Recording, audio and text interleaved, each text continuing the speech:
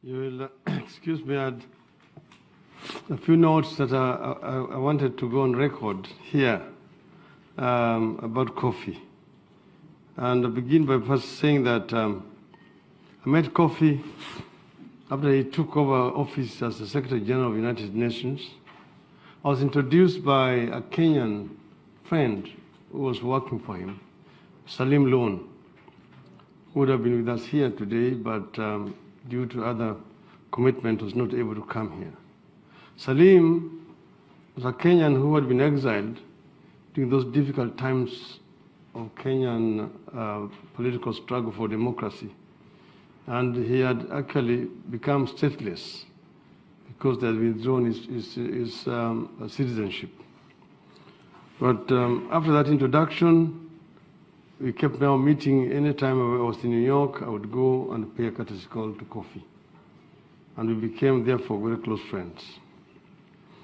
But I want to say Kofi was many things to many people. And last year, during the funeral, a lot was said by different people about Kofi. It was like the elephant. Remember the blind people who went to find out what the elephant was like. Somebody to touch the tusk, another one the trunk, another one the back, and all came up with the different impressions of an elephant. That was Kofi. Kofi is widely respected for the peace he helped to broker in Kenya, and there is reasonable expectation that I will dwell on that.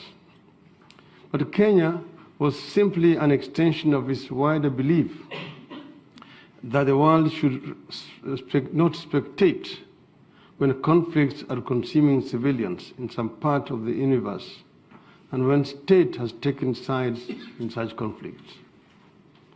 Anand's legacy stands out in three areas. One, the international intervention in a conflict as contained in his doctrine of responsibility to protect. Two, social and economic well-being, especially of citizens of the poor nations. We see that in his approach to issues of poverty in general and HIV and AIDS in particular. Three, diplomacy in global affairs. Anand believed most of the world's conflicts could be prevented or stopped without bombs and guns. The end of the Cold War came with deadly conflicts in places like Sierra Leone, the Democratic Republic of Congo, East Timor, and Bosnia, to mention but a few. It came with warlords like Radovan Karadzic, Ratko Mladic, and Slobodan Milosevic. This is the world Anand inherited. One of Anand's greatest contributions to global agenda was to refine a policy mandating states to step in wherever and whenever human lives are threatened by hate, disease, or poverty. He advocated an end to the old notion that states can do as they please behind the borders because of sovereignty. The idea that sovereignty is not a shield was a critical part of Anand's legacy to the world. We must also remember that Anand had come to office against the background of Rwanda genocide, where the world has stood aside as armed militia butchered hundreds of thousands of civilians in that country. He seemed to be permanently balancing the madness and goodness of humanity. Anand approached global problems from the position that just as there is limitless capacity for evil in human beings, there is also some potential for goodness in everyone, if only we listened to each other enough. As the world geared for invasion of Iraq in 1998, Anand made it clear that he was going to negotiate with Saddam Hussein. He later had the courage to report that he had a good human rapport with Saddam, to the bewilderment of those who saw the options as either arms inspectors or bombs. Perhaps the world should have approached Iraq differently. In Kenya, we had the fortune to taste announced diplomacy firsthand and for at least 2 months in 2008. Announced intervention gave way to the most comprehensive review of our laws and governance structure ever undertaken in our country. And when coffee arrived, because first, the coming of coffee was not just an accident. It was as a result of wider international consultations. Lord Malloch Brown is in the audience here. He addressed us early in the morning. He was one of the people who were involved behind the scenes. First through his then Prime Minister, Gordon Brown. They called me late at night and asked me if we would accept intervention. This followed a contested electoral results.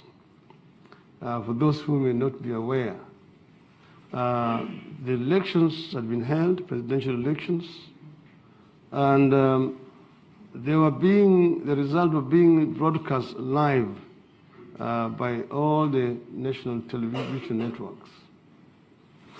And I was leading by over 1 million votes, with only a few more stations left to be counted.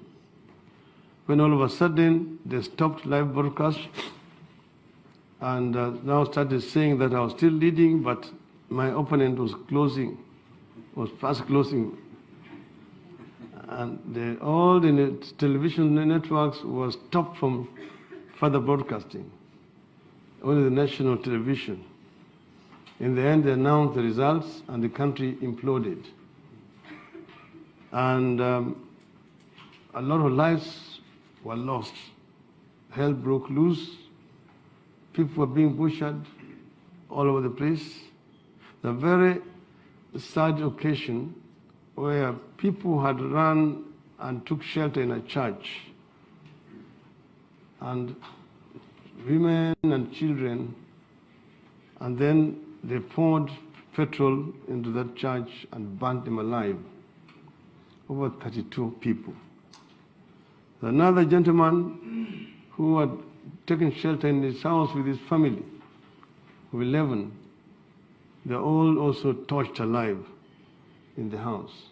So the country was actually burning when they intervened.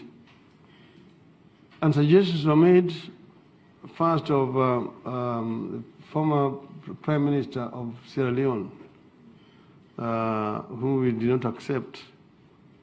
Then they mentioned also Cyril Ramaphosa, who was also not acceptable to the other side, that he was my friend. Even Kofi was dismissed for being my friend. But upon intervention of Lord Malloch Brown and the Prime Minister, the other side accepted Kofi to come. Also supported by the then Ghanaian President, Mr. John Kufuor. And when Kofi arrived in Kenya, started by visiting the parties to the conflict. He visited the then president, had discussions with him, then came to meet with me and my team. But first he insisted on having a meeting with me alone. Then he told me that, you know, Raila, there's no standard solution to problems. There's no situation that is replicated in the world. So we must get a Kenyan solution. But every conflict has a silver lining. And every conflict is also an opportunity. That was his belief from many years of experience. That a conflict is also an opportunity. And that is how he approached it. We agreed to set up a team, 4 from my side and 4 from the other side. And he sat with this team in a hotel that is called Serena. And the outcome is called the Serena Accord. And here, it started by going back to where the project Kenya started in order to find a solution. What is it that is ailing Kenya? And they went and did a deep examination of our country. In the end, they came up with an accord. But there was a clause which was contentious, which could not be resolved, because they agreed that you are going to have a grand coalition government, power sharing, with the position of a president and a prime minister. The other side did not agree on the role of the prime minister. And after this, one of the members of the team used some very, very unprintable words that completely upset Kofi. So he told them he was terminating the negotiations and going to the principals. So he went and met the then president. He came meet me and said he must meet with both of us together. Otherwise, he was going to quit. We agreed to meet, and the issue was where we were going to have that meeting. In the end, we agreed to meet in the office of the president, not in the State House. That meeting was attended also by then the chair of the African Union, who was President Mkapa of Tanzania. No, not Mkapa, President Kikwete. Kofi was leading a team of three: President Mkapa, former president of Tanzania, and Graça Machel of South Africa. When we met, Graça was not there, but we were three: Kibaki, Mkapa, Kikwete, Kofi, and myself, five in the room. And it was a very heated discussion. In the end, they persuaded Mr. Kibaki to accept the clause which his team had refused to accept. And Kofi was very implemental in those delicate negotiations. So in the end, we agreed to sign an accord. And we came out. Kibaki refused to meet his team. He said, we have agreed and we are going to sign. In the end, we went out. Kofi made all the arrangements with his team and prepared the final draft, which we all signed publicly, and we shook hands. So shaking hands is now a very famous thing in Kenya, handshake. Now, fast forward, after this subsequent election, these last elections, we were in a similar situation. The court nullified the presidential results. They were rigged and ordered a repeat of the elections. The country was again on the brink of what had happened the other time. We reached a stage where we took, both of us took oaths, the then president and myself. So we had two presidents in the country. And we were almost on the brink again of the precipice. This time we decided to use Kofi's advice the other time. There's no other country like Kenya. And we agreed to meet just the two of us. And after very lengthy negotiations, we agreed, private and secret, there were only two of us. The president came to that meeting driving himself. I also went to that meeting driving myself. And we met for 13 hours, adjourned, met again, and then we agreed and we prepared a memorandum of understanding and agreed that this is how we want to now solve this matter once and for all. And we've set us a team, it's called Building Bridges Initiative Team, which is going around the country collecting views of Kenyans, how we can improve on the constitution which was prepared under the charge of Kofi Annan.